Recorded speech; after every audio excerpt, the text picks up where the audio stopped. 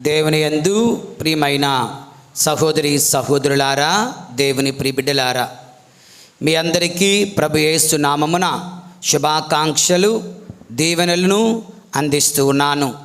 ఈనాటి ఈ యొక్క పవిత్ర వారము మ్రానుక్రముల ఆదివారపు దైవారాధనకు మిమ్మలను ప్రేమతో ఆహ్వానిస్తున్నాను. దేవుని యందు ప్రియమైన సహోదరి సహోదరులారా, తల్లి అయిన శ్రీ సభ ఎంత గొప్పదో. The mother church so great and so loving. ఏం చెప్తుందంటే, ఈ సువార్త అయిన వెంటనే క్రిందన ఒక చిన్న నోటీస్ రాశారు తల్లి అయిన శ్రీ సభ. చిన్న నోటీస్ ఏంటంటే, బ్రాకెట్లో గురువులకు ఏంటంటే, 20 నిమిషాల సువార్తను విన్నారు కదా, ప్రజలు అలిసిపోయి ఉంటారు, ఫాదర్ మనోజ్ చిన్న ప్రసంగం చెప్పు అని రాసున్నది ఇక్కడ. ఓకే, క్లియర్గా క్రీస్తు శ్రమల చరిత్ర అనంతరము అనుకూలమును బట్టి క్లుప్తముగా ఉపదేశించవచ్చును. అంటే short sermon, not long sermon. కానీ నాలాంటోడు వినడుగా, దేవుని యందు ప్రియులారా. కానీ ఈరోజు వింటాను. ఓకే, మీకోసం తల్లి అయిన శ్రీ సభ ఇచ్చినటువంటి సూచన ప్రకారం ఒక చిన్న ప్రసంగం మీతో, వాక్యాన్ని మీతో పంచుకుంటాను. దేవుని యందు ప్రియుల. తర్వాత మీరే అంటారు, ఏంటి ఫాదర్ ఇంకా కొంచెం చెప్పొచ్చు కదా అంటారు. ఓకే, యెహోవావందనం. Praise the Lord, praise the Lord, praise the Lord, praise the Lord. క్రీస్తు పాటుల చరిత్రలో ఇంత పెద్ద సువార్తను 20 నిమిషాలు మనం చదివాం, వాక్యాన్ని ధ్యానించాం, 2 అధ్యాయాలు పూర్తిగా. మరి ఇందులో అనేకమైనటువంటి సంఘటనలు, వాక్యాలు మనం ధ్యానించడానికి కోకొల్లలుగా ఉన్నాయి. నిజానికి చాలా ఉన్నాయి. గడిచిన సంవత్సరాలలో అనేక సందర్భాలలో ఉన్నటువంటి ముఖ్యమైన వాక్యాలను మీ ముందు ఉంచి మనం ధ్యానించాం. దేవుని యందు ప్రియులారా, మరి ఈ రోజున ఒక వాక్యం, యోహాను శుభవార్త 18వ అధ్యాయం 38వ వచనములో ఒక సంభాషణ జరుగుతుంది పిలాతుకి యేసు ప్రభుకి మధ్య. ఓకే, పిలాతు యేసు ప్రభుని ఒక ప్రశ్న అడుగుతున్నాడు. ఏంటి ఆ ప్రశ్న? చదవండి ఎవరైనా.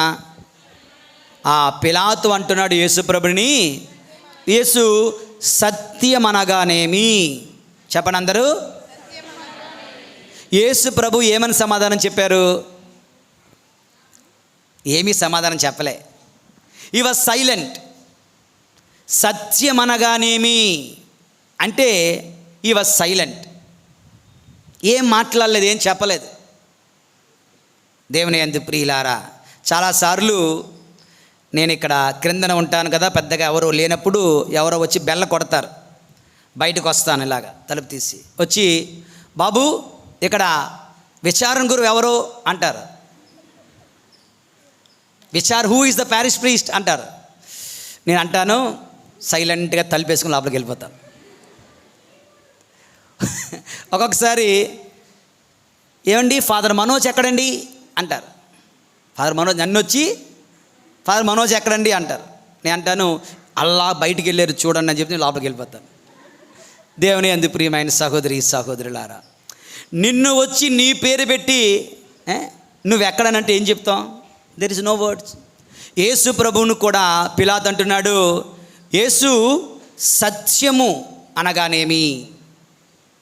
యేసు ప్రభు అన్నారు, నేను సత్యాన్ని బోధిస్తాను అనడం లేదు, నేనే సత్యము, నేనే మార్గము, నేనే జీవము. I am the truth, I am the life, I am the way. ఇక్కడ ఒక సాక్ష్యాన్ని మీ ముందు ఉంచుతున్నాను. దేవుని యందు ప్రియులారా, నాకు గుర్తుంటే పూజ అయిన తర్వాత ఆ వీడియో క్లిప్పింగ్ మీ అందరికీ పంపిస్తాను. ఒక అద్భుతమైన సాక్ష్యం, ఒక ముస్లిం సహోదరి సాక్ష్యం, ఒక మొహమ్మద్ ముస్లిం ఇస్లామిక్ సహోదరి సాక్ష్యం. ఒకానొక దేశంలో ఒక ముస్లిం సహోదరి ఉంది. ఆమె ఫోటో, ఆమె వీడియో అన్నీ మీకు పంపిస్తాను. 50 సెకండ్స్ ఉన్నది అంతే. ఆవిడకి ఒక టైం టేబుల్ ఉండేది. ఆవిడ బిజినెస్ చేస్తుంది. ఏ బిజినెస్? మార్కెటింగ్ బిజినెస్లో ఉంది. అంటే వస్తువులను అమ్మడం, ప్రజలకు అమ్మడం. సో ఫోన్ల ద్వారా మార్కెటింగ్ బిజినెస్లో ఎక్కువగా ఉంది. ఈ మార్కెటింగ్ బిజినెస్లో ఆవిడకు ఒక టైం టేబుల్ ఉంది. ఆ టైం టేబుల్లో ఒకానొక టైం టేబుల్ ఏంటంటే, ఆమె రోజుల్లో ఒక కార్యక్రమం ఏంటంటే, ప్రతిరోజు ఒక క్యాథలిక్ చర్చికి వెళ్తుంది. తన ఇంటి నుండి ఆఫీస్కి వెళ్ళే దారిలో ఒక క్యాథలిక్ చర్చ్ ఉంటుంది. ఈ క్యాథలిక్ చర్చికి సోమవారం నుంచి శనివారం వరకు వెళ్తుంది, ఆదివారం వెళ్ళదు. ఎందుకంటే ఆదివారం క్రైస్తవులందరూ ఉంటారు, ఆమెకు ఆ రోజు వెళ్ళడం ఇష్టం ఉండదు, డ్యూటీ కూడా ఉండదు, కనుక ఇంట్లోంచి బయటికి రాదు. కానీ సోమవారం నుంచి శనివారం వరకు రోజు డ్యూటీకి వెళ్తుంది కనుక డ్యూటీకి వెళ్తుండగా రోజుకి అరగంట సేపు వచ్చి గుడిలోనికి వచ్చి కూర్చుంటుంది. గుడిలో పెద్ద దేవాలయం, చాలా ప్యూస్, అంటే మీరు కూర్చున్నారు కదా బెంచెస్, అటువంటి ప్యూస్ ఉంటాయి. ఆ ప్యూస్లో వెనకాతలు కూర్చొని ఆమె యేసు ప్రభుతో మాట్లాడుతుంటుంది. మాట్లాడడం కాదు, తిడతా ఉంటుంది, శపిస్తూ ఉంటుంది. ఎందుకంటే ఆమె ముస్లిం సహోదరి. వారి లెక్క ప్రకారం, వారి ధర్మశాస్త్రం ఖురాన్ ప్రకారం, వారి ఆలోచన ప్రకారం, వారికి చిన్నప్పటి నుంచి నేర్పించిన బోధనల ప్రకారం ఏంటంటే, దేవుడు అన్నవాడికి పిల్లలు ఉండరు. దేవుడు అన్నవారికి పిల్లలు ఉండాలంటే భార్య ఉండాలి. భార్య ఉంటేనే పిల్లలు పుడతారు, సంసారం చేస్తేనే పిల్లలు పుడతారు. కనుక దేవుడు మనిషి కాదు, కనుక దేవునికి భార్య లేదు, భార్య పిల్లలు ఎక్కడి నుంచి వస్తారు? కనుక దేవునికి పిల్లలు లేరు, ఉండరు, ఉండకూడదు, ఉంటే ఆయన దేవుడు కాదు అని వాళ్ళు బోధించారు. కనుక ఈమెకి చిన్నప్పటి నుంచి ఆ బోధనలు మైండ్లో ఉండిపోయి గుడిలోనికి వస్తే యేసు ప్రభు సిలువలో వేలాడుతున్న క్రూసిఫిక్స్ అక్కడ ఉన్నది కనుక యేసు ప్రభుతో అంటుంది రోజు కూడా, Jesus, you are not the son of God, you are a liar. నువ్వు అబద్ధికుడవు, నువ్వు అబద్ధికుడవు, నువ్వు అబద్ధాలు ఆడుతున్నావు, నువ్వు మోసం చేస్తున్నావు, నువ్వు దైవ కుమారుడు ఎలాగవుతావు, దేవునికి కుమారులు ఎక్కడ ఉంటారు, ఏం మాట్లాడుతున్నావు అంటూ రోజు కూడా యేసు ప్రభుని శపిస్తూ ఉంటుంది. రోజుకి అరగంట ఆవిడ పని అదే. రోజు దేవునితో మాట్లాడుతుంది, యేసుతో మాట్లాడుతుంది, కానీ మంచిగా కాదు, తిడతా ఉంటా ఉంది, శపిస్తూ ఉంటా ఉంది. నువ్వు దేవుని కుమారుడు కాదు, నువ్వు దేవుని కుమారుడు కాదు, దేవుని కుమారుడు ఎక్కడి నుంచి వస్తాడు, దేవునికి భార్య ఎక్కడ ఉంది, దేవుడు ఎప్పుడు సంసారం చేశాడు, దేవుడికి ఎప్పుడు పిల్లలు పుడతారు, నువ్వు ఎలాగానికి పిల్లవాడవయ్యావు అని ఒక్కటే తిడతా ఉంటుంది. అరగంట అయిన తర్వాత లేచి బయటికి వెళ్ళిపోతుంటే ఏదో తెలియని ప్రశాంతత. ఎందుకంటే ఎవరితో మాట్లాడింది ఇప్పటి వరకు? యేసు ప్రభుతో. కనుక ప్రతిరోజు ఇదే టైం టేబుల్ అంట, ప్రతిరోజు ఇదే టైం టేబుల్. ఒకరోజు ఇలా తిడతా ఉంటే ప్రభు కూడా సహనం, ఎంతకాలం తిట్లు కాస్తాడు, అలా కాస్తూ ఉండడు కదా, ఏదో ఒకరోజు దేవుడు కూడా సమాధానం ఇస్తాడు. కనుక ఒక రోజున దేవాలయంలో ఎవ్వరూ లేరు. ఈమె ఎప్పటిలాగే స్టార్ట్ చేసింది భారతం, ఓకే, ఆమె సుప్రభాతం స్టార్ట్ చేసేసరికి ఆ దేవాలయంలో ఒక స్వరం వినిపించిందంట. ఆమె అంటుంది, ఆ స్వరం ఎలాగున్నదంటే చాలా గంభీరంగా ఉంది, చాలా స్మూత్గా ఉంది, చాలా ఇంట్రెస్టింగ్గా ఉంది, మళ్ళా వినాలనిపిస్తుంది. అటువంటి స్వరముతో దేవుడు యేసు ప్రభు ఆమెతో మాట్లాడాడంటే ఏమనంటే, who are you to tell me what I can be, what I cannot be. నేను ఎవరై ఉండాలో, ఎవరై ఉండకూడదో, నేను ఏం అవ్వగలనో, నేను ఏమి అవ్వలేనో నువ్వెవరు డిసైడ్ చేయడానికి? నువ్వెవరమ్మా డిసైడ్ చేయడానికి? నేను ఎవరో ఎవరు కాదో, ఏం అవ్వగలనో ఏం అవ్వలేనో, నేను దైవ కుమారుడినో దైవ కుమారుడిని కాదో నువ్వెవరు నిర్ణయించడానికి? నీకు సత్యము తెలుసుకోవాలంటే నా బిడ్డగా గుడిలో అడుగుపెట్టు, నీకు నేర్పిస్తాను అని చెప్పారట. ఆ మాటలు వినేసరికి అది ఎలాగున్నదంటే, ఇప్పుడు చూడండి, ప్రవాహ తరంగాల వలె రీసౌండింగ్తో స్మూత్గా, గుండెలను కోసేసినట్లుగా, మరలా వినాలనిపించేటట్లుగా ఆ స్వరము వచ్చేసరికి ఆమె ఒళ్ళంతా జలధరించిపోయిందంట.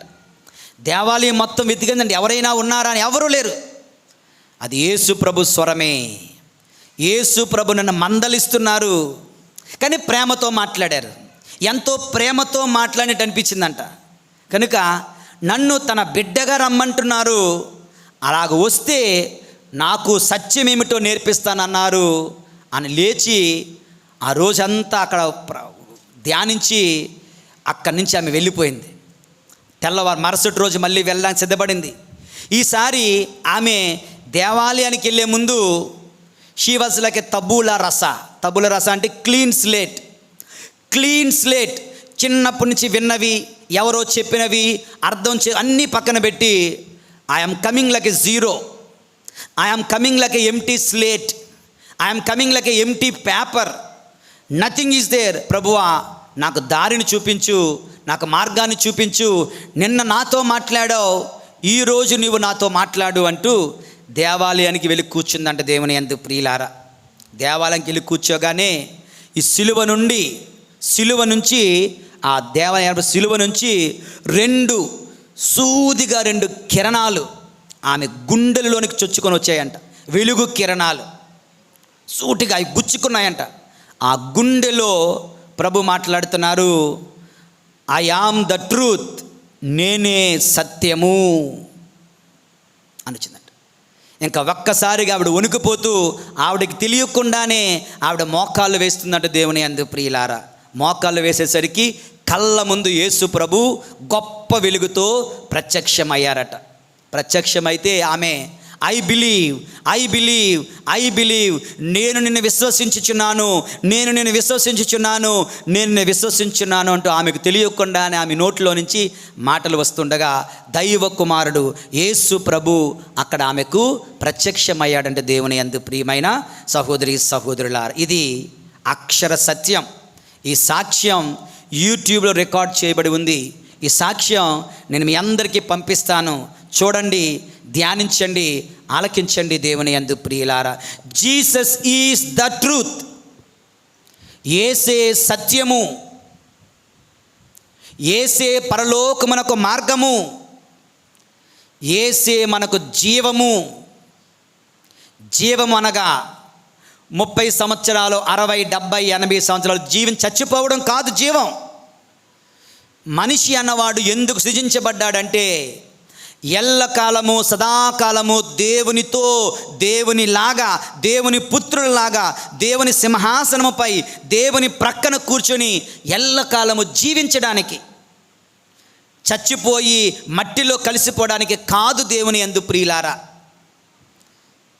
లేదంటే మరొక అవతారాలు వెత్తి ఇంకా చిన్న జీవిగా, ఇంకా తక్కువ జీవిగా జీవించడానికో, ఎక్కువ జీవిగా జీవించడానికో కాదు. ఒకే ఒక్క జీవితం. ఇతర మతాల వారికి వేరే సిద్ధాంతాలు ఉండొచ్చుగాక, we respect them, we respect other religions, we respect their faith. కానీ మన విశ్వాసం, మన ప్రభు మనకు నేర్పించినది, మనకు బోధించినది ఒకే ఒక్క జీవితం, ఈ మానవ జీవితం. ఈ జీవితం మనం జీవించడం ఎందుకండి అంటే పాపము కట్టుకొని చచ్చి పాతాళములోకో, నరకానికో, మట్టిలోకో అంకితమైపోవడానికి కాదు. ఈ జీవితం తర్వాత యేసు ప్రభునితో ఉత్థానమై పరలోకములో ఎల్లకాలము జీవించడం కొరకు this is the truth. Jesus is the truth. యేసే సత్యం. ఆ యేసుతో కలిసి జీవించడమే జీవం. ఆ యేసు దగ్గరికి వెళ్ళడమే మార్గం. దేవుని యందు ప్రియులారా, పిలాతు అంటున్నాడు, సత్యం అనగా ఏమి? సత్యం అంటే యేసు ప్రభు. సత్యం అంటే ఆయన్ని ప్రేమించడం, సత్యం అంటే ఆయనకి విధేయించడం, సత్యం అంటే ఆయన ఆజ్ఞలను పాటించడం, సత్యం అంటే ఆయనను చేరుకోవడం. దేవుని యందు ప్రియమైన సహోదరులారా, కనుక ఈ పాస్కా పవిత్ర వార మొట్టమొదటి రోజున అందరూ గుర్తుంచుకోవాలి, మనము దేవుణ్ణి, యేసయ్యను ప్రేమించాలి, ఆయన మార్గములో నడవాలి, ఆయనను వాక్యము రూపములో, దివ్య సత్ప్రసాద రూపములో, మరణము తరువాత సరాసరి పరలోకములో ఆయన మనము పొందుకోగలగాలి, ఆయనతో జీవించగలగాలి. దేవుని యందు ప్రియులారా, ఇది మన మొదటి ధ్యానాంశం. ఓకే, యేషువందనం, యేషువా స్తోత్రం, praise the Lord, praise the Lord, praise the Lord, praise the Lord, praise the Lord, praise the Lord, praise the Lord, praise the Lord. ఇక ఆఖరిది రెండవ ధ్యానాంశం. దేవుని యందు ప్రియమైన సహోదరి సహోదరులారా, ఈ క్రీస్తు పాటల చరిత్రలో యేసు ప్రభుని పట్టుకున్న వాళ్ళు ఎవరు? యేసు ప్రభుని పట్టుకున్న వాళ్ళు బంట్రోతు. పట్టుకోమన్నది ఎవరు? పరిసయ్యులు, ధర్మశాస్త్ర బోధకులు. యేసు ప్రభుని పిలాతు దగ్గరికి, ఓకే, హేరోదు దగ్గరికి, కేఫా దగ్గరికి తీసుకుని వెళ్ళారు. దేవదూషణం పలికారు అన్నారు. కొరడాలతో కొట్టించారు, ముళ్ళ కిరీటం పెట్టారు, సిలువ భారం మోయించారు, వస్త్రహీనుణ్ణి చేశారు, 3 మేకులతో సిలువకు అంటగొట్టారు. వారు అవహేళన చేశారు, వెక్కిరించారు, ఆయన వస్త్రాలు పంచుకున్నారు, ఆయన్ను శోధిస్తున్నారు. నువ్వు దేవుని కుమారుడైతే దిగిరా, నమ్ముతాం. దేవునికి నీవు ఇష్టమైతే దేవుణ్ణి విడిపించమని చెప్పు, నమ్ముతాం అని వేళాకోళం చేస్తున్నారు. దేవుని యందు ప్రియులారా, నా ప్రశ్న, ఎవరు యేసు ప్రభుని మరణశిక్షకు గురి చేశారు? చెప్పండి. ఎవరు యేసు ప్రభుని మరణశిక్షకు గురి చేశారు? ప్రజల. అక్కడ పరిసయ్యులు, లేదంటే ధర్మశాస్త్రులు, రోమీయులు. ఓకే, దేవుని యందు ప్రియులారా, నాతాను అనే ఒక ప్రవక్త, నాతాన్, ఓకే, ప్రవక్త సమూవేలు 2వ గ్రంథము 12వ అధ్యాయము 1 నుంచి 15 వచనాలలో ఒక చక్కని ఉపమానం ఉంది. అప్పటికే దావీదు మహారాజు బెత్షెబాను స్త్రీతో వ్యభిచారం చేశాడు. నెంబర్ 1. భర్త ఊరియా అను సైనికుడు అడ్డుగా ఉన్నాడని అతనిని యుద్ధములో చంపించేశాడు. నెంబర్ 2, ఆమెను పెళ్లి చేసేసుకున్నాడు. నెంబర్ 3, ఇక బిడ్డను కూడా కనడానికి సిద్ధంగా ఉన్నాడు. నెంబర్ 4, ఎన్ని పాపాలంటే పాపాల మీద పాపాలు కట్టుకున్నాడు దావీదు మహారాజు. కానీ సైలెంట్గా ఉన్నాడు, ఏమీ తెలియనట్టు.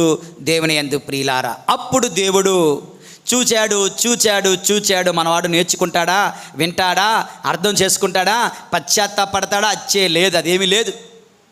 సో దేవుడు తన ప్రవక్తను పంపిస్తున్నాడు. ఎవడ ప్రవక్త పేరు? గట్టిగా చెప్పని అందరూ,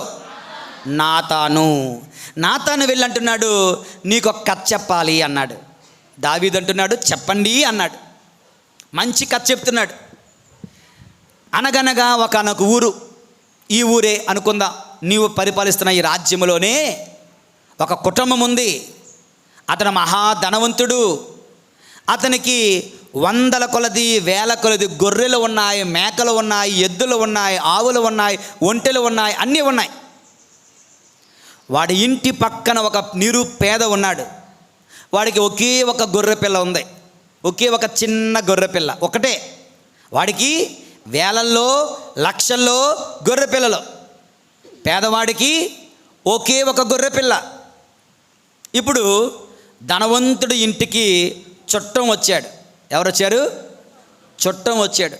ఈ ధనవంతుని ఇంటికి చుట్టం వస్తే ఆ చుట్టానికి భోజనం పెట్టాలి. భోజనం పెట్టాలంటే ధనవంతుడు ఏం చేయాలి? తన దగ్గర ఉన్న వేలాది లక్షలాది గొర్రెలలో ఒక గొర్రె పిల్లను తీసుకొని చంపి భోజనం పెట్టాలి కదా. ఈ ధనవంతుడు ఏం చేశాడంటే తన గొర్రెలను, తన గొర్రె పిల్లలను, మేకలను, మందలను దాచుకొని ఈ పేదవాడి దగ్గర ఉన్న ఆ ఒక్క గొర్రె పిల్లను లాక్కొని దానిని చంపి అతిథికి భోజనం పెట్టేశాడు. వెంటనే మహారాజు సింహాసనం మీద కూర్చొని, బహుశా వరలో కత్తి ఉంటే కత్తి ఎత్తి, ఎవడా మూర్ఖుడు, ఎవడా దుర్మార్గుడు, వాడు నా రాజ్యంలో ఉండడానికి వీలు లేదు, వాడు చావలసిందే, ఎవడా మూర్ఖుడు అని కత్తి లేపుతాడు. ఎవరు? దావీదు. నాతాన్ అంటాడు, దేవుని యందు ప్రియులారా, సమూవేలు 2వ గ్రంథము 12వ అధ్యాయము 7వ వచనం. You are that man. Okay, you are the man. నీవే వాడివి అంటారు. ఏమంటారు? నీవే వాడివి. ఆ దుర్మార్గుడువు నువ్వే, ఆ పాపాత్ముడు నువ్వే, ఆ స్వార్థపరుడువు నువ్వే. నువ్వే ఆ పని చేశావు. ఆ ధనవంతుడువు నువ్వే. నీకు కాముకత్వం వస్తే ఎంతమంది భార్యలు లేరు, ఎంతమంది ఉంపుడు గత్తెలు లేరు. నువ్వేం చేశావు? నీ సేవకుడి భార్యను నువ్వు దొంగలిస్తావా, సేవకుడిని చంపేస్తావా అంటూ ఆయన యు ఆర్ ద మ్యాన్, నీవే వాడివి అని నాతాను చెయ్యెత్తి చూపిస్తున్నాడు దేవుని యందు. ప్రియులారా, అదంతా పక్కన పెడితే ఆ ఒక్క వాక్యాన్ని మనం తీసుకుందాం. యు ఆర్ ద మ్యాన్, నీవే వాడివి. ఎవడివి? ఈరోజు మనందరం కూడా యేసు ప్రభుని సిలువ వేస్తున్నారు. అయ్యో, ఎవరు సిలువ వేశారు? ఓకే, చాలామంది ఇలాంటి చెప్తే చొచ్చు అంటారు కదా, ఏదంటే భలే అంటారు మీరు అందరూ. అబ్బా అదో ఇలా జరిగిందంటే చొచ్చు అంటారు, నోటితో శబ్దాలు చేస్తారు. అంటే జాలి, ఎంత జాలో, ఎంత కరుణో, ఎంత దయో. ఇక ప్యాషన్ ఆఫ్ క్రైస్ట్ లాంటి మూవీ, కరుణామయుడు లాంటి మూవీ వేసామనుకో, ఇక్కడ ఏడ్చేస్తూ ఉంటారు. ఇక సిలువ మోసుకొని వస్తున్నప్పుడు గుడ్ ఫ్రైడే రోజు ఈ సైనికులు యేసు ప్రభుని కొడతా ఉంటారు. వీళ్ళు ఇక్కడ ఏడ్చేస్తూ ఉంటారు. ఒకరోజు నేను ముందు విచారణలో పనిచేసినప్పుడు ఇలాగే సైనికుడు యేసు ప్రభుని కొడతా ఉంటే ఒక ముసలం వెళ్ళి, ఏరా ముష్టివాడా, దుర్మార్గుడా, యేసు ప్రభుని కొడతావా అని నన్ను శపించేస్తుంది. నేను వెళ్ళి, అమ్మా ఇది యాక్టింగ్ అమ్మా, నువ్వే అంత సీరియస్ అయిపోకు అని చెప్పి నేను ఆపాల్సి వచ్చింది ఆ మా అమ్మని. దేవుని ఎంత ప్రేమ, మనందరికీ ఎంత ప్రేమో ఏమనుకుంటామంటే, ఆ పరిసయ్యుడు యేసు ప్రభుని చంపించేశాడు, ఆ ధర్మశాస్త్ర బోధకుడు యేసయ్యను చంపించేశాడు, ఆ రోమీయుడు, ఆ పిలాతు, ఆ సైనికులు, ఆ ప్రజలే చేశారు. కానీ ఈ రోజున ప్రభు అంటున్నాడు, యు ఆర్ ద మ్యాన్. వాడు ఎవడో కాదు, యేసు ప్రభుని మరణదండనకు తీసుకుని వెళ్ళింది నువ్వంటావు నేను ఎలాగండి అంటే, నీ పాపాలు. It is your sins that caused Jesus to die. It is our sins that crucify him again and again and again. మన పాపములు ఆయనను సిలువ మరణానికి గురి చేస్తున్నాయి, మరలా మరలా మరలా. దేవుని యందు ప్రియులారా, మనందరికీ తెలుసు, యేసు ప్రభువా నీవు నన్ను ఎంతగా ప్రేమిస్తున్నావంటే, యేసు ప్రభు ఎంతగా నిన్ను ప్రేమిస్తున్నాను అంటూ తన సిలువపై తన చేతులు చాచి మరణించాడట. దానికి ముందు యేసు ప్రభు అడుగుతున్నాడట, నువ్వు నన్ను ఎంతగా ప్రేమిస్తున్నావు అంటే, నేను అంటున్నావు, నేను నిన్ను ఇంతగా ప్రేమిస్తున్నాను అంటూ సుత్తి మేకులు పట్టుకొని యేసు ప్రభు చేతులను సిలువకు అంటగొడుతున్నాం. అంటే మన పాపాలు చేస్తున్నాం, మన పాపాల ద్వారా ఆయన సిలువకు గురి చేస్తున్నాం. దేవుని యందు ప్రియులారా, కనుక ఈ రోజున ఈ పవిత్ర వారము, ఈ యొక్క శ్రమల వారము, ఈ మ్రానుక్రమల ఆదివారం నుండి వచ్చే ఆదివారం ఈస్టర్ మహోత్సవం వరకు ప్రభు మనకు తెలియజేసింది ఒకటే, నీ పాపముల కొరకు పశ్చాత్తాపపడండి, నీ పాపములను మానుకొనండి, పాపపు జీవితాన్ని విడిచిపెట్టండి. దేవుని యందు ప్రియులారా, leave your sins, confess your sins, get rid of your sins. లేదంటే నేను యేసు ప్రభుని మరలా సిలువ మరణానికి గురి చేసిన వాళ్ళం అవుతాం. ఆయన చేత కాని వాడై సిలువకు గురి కావడం లేదు. నీ పాపాల కొరకు నువ్వు నరకానికి వెళ్తావన్న ఉద్దేశంతో, నువ్వు నరకానికి వెళ్ళకూడదని నీవు పాపముల యొక్క శిక్షను ఆయన తన భుజముల పైన భరిస్తున్న మన పాప భారములను ఆయన తన సిలువలో మ్రోసెను. క్రిందన మరియ తల్లి గుహ దగ్గర గోడ ఉంది. గోడ దగ్గర 50 అడుగుల ఫ్లెక్సీ పెట్టాం. ఆ 50 అడుగుల ఫ్లెక్సీలో యేసు ప్రభు శ్రమలను సూచించే 14 ప్రవచనాలను, వాక్యాలను అక్కడ పెట్టాం. చదవండి, దయచేసి చదవండి.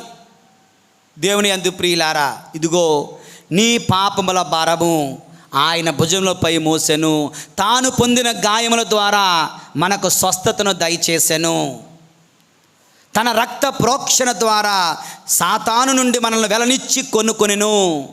కనుక let us not Jesus to die again. Let us not cause the death of Jesus by our sins. మన పాపముల వలన మరలా యేసయ్యను సిలువ మరణానికి గురి చేయకుండా పాపములను విడిచిపెట్టి పరిశుద్ధ జీవితం జీవిద్దాం. మరి ముఖ్యంగా ఈ పవిత్ర వారం మరింత ఏకాగ్రతతో, మరింత భక్తితో, మరింత శ్రద్ధతో పరిశుద్ధ జీవితాలు జీవించడానికి ప్రయత్నం చేద్దాం. పాప క్షమాపణ పొందుకుందాం, యేసయ్యను ప్రేమించుదాం. దేవుని యందు ప్రియులారా, ప్రభు మనలను దీవింతురుగాక. పితా పుత్ర పరిశుద్ధ ఆత్మ నామమున ఆమేన్. అందరూ లేచి నిల్చోండి. విశ్వాస సంగ్రహం.